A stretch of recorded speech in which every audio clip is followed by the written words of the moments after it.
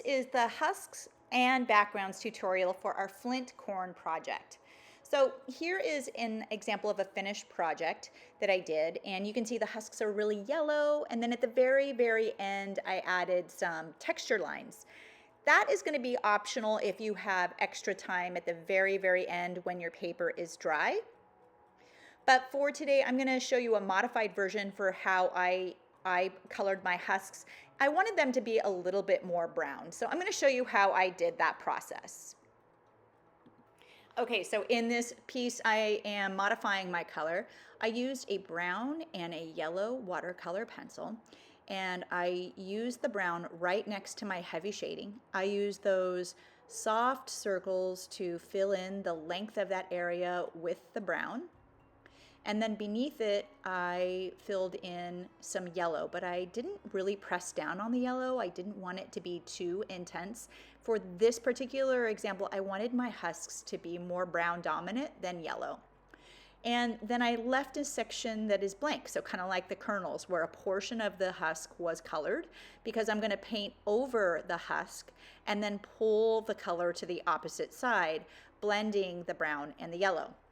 All right, so depending on the size of your husk, you're going to choose a brush that is a little thinner than the husk. We want to make sure that we contain the water inside the husk. So make sure you paint over and activate that dark color and move it to the opposite side, going from the top to the bottom of the husk and noticing that beautiful color blend of whatever color combination you choose for your husks. Again, I wanted more of a brown effect with a tint of yellow as opposed to my previous example. So you can see how I do my color application here, and already you can tell that the brown is the more dominant color, but it is a little bit darker towards the side of the shadows, and then it lightens up really nicely.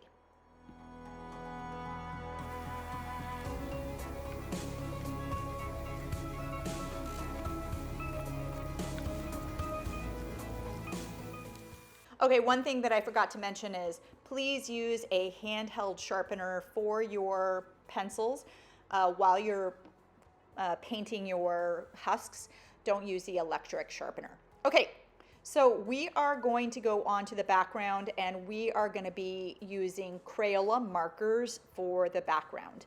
You are going to choose either black, brown, or gray for the background. And you are going to outline the entire project using the thickest side of the marker. So I put the marker on its side to outline it, and then you're going to be painting it. I used a little bit of each color on this example so that you could see what the colors look like. Again, I used the broadest part of the marker as possible, but in those small areas, use the point. Okay, so for this, you're going to get a clean dish of water and a watercolor brush, and you're going to activate the marker and pull it away from the corn and to the edge of the paper. So right here I am using brown. I am dipping my brush in water, activating that marker line and pulling that color out. The brown option is a nice warm background, and I feel like it would contrast really nicely with cool colored corn cobs or kernels. So if you have kernels that are blue, purple, green, then you might want to choose the brown because it's warm. Now down below, now I'm using the black marker, and you can see it has a blue tint to it. So if you have warm color kernels like red, yellow, orange, you might want to choose the black to outline because it gives a cool color cast. Now, I think that you should stretch the color out to the edge of the paper on all sides, but I didn't do that with a brown. Just make sure you do that. Okay, so on this side, I'm using gray. Gray is really soft and neutral.